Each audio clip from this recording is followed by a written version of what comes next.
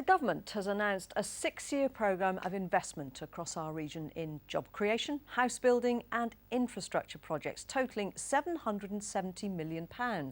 The growth deal pledges more than £160 million next year alone. Our political editor, Patrick Burns, is here. And Patrick, of course, this just happens to come ahead of a general election next year.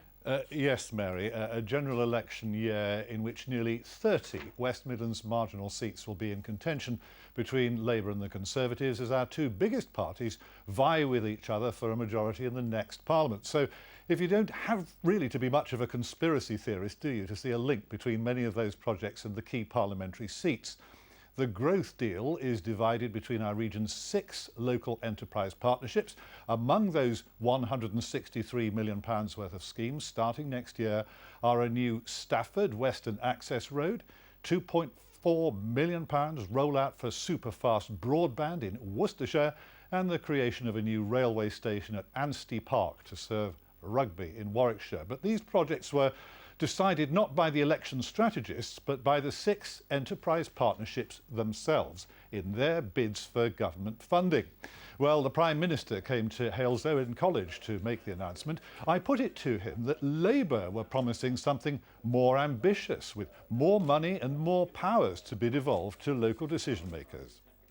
Well, we're actually doing it, not just talking about it. And this is the end of the Whitehall knows best culture. This is saying to local areas, here is the money, here are the powers. Now, what can you bring forward to really drive growth in your local area? And here we are in the Black Country, where we're going to see an extra 6,000 jobs, another 1,000 homes built, roads developed, railway stations built. It's a really exciting, locally driven growth agenda. And that's great news for the Black Country, for Birmingham and the West Midlands.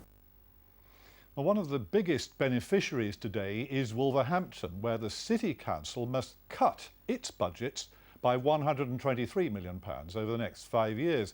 Joanne Riddle has been finding out if the government is merely giving with one hand, having already taken away with the other. Wolverhampton will benefit to the tune of £18 million. Part of that will go towards rebuilding the train station, giving its car park a revamp and eventually linking the whole thing to the city's new bus station. Well, it would bring more jobs, create more jobs for the Midlands, I think, anyway. I think it's really good. It creates opportunities for people, employment, and gives a better feeling for customers. There's always room for improvements everywhere. So, yeah, money well spent. It's pretty tired, isn't it? I think it's in need of some work, definitely. Today's announcement may be good news for commuters, but it comes at a time when Wolverhampton City Council has to save £123 million over 5 years. This is a real opportunity for regeneration and growth, an opportunity to create jobs outside of local government and with our partners in the private sector. So I'm hoping that people will take a lot of comfort and hope from the announcements that are being made today. The Civic and Wolfram Halls have played host to the likes of the Rolling Stones and Blur. Now £9 million will be spent on a raft of improvements to this 70-year-old building. We want to take the halls into the 21st century. We're rebuilding the stage. We're pushing it back 15 feet, which means we can have bigger arena acts. We're taking this wall over here and we're pushing that back and creating more bar space. And the big and exciting thing we're doing is we're putting another balcony right around here. It'll create a fantastic bear pit atmosphere. Everything's in your face from the artist's point of view and the audience.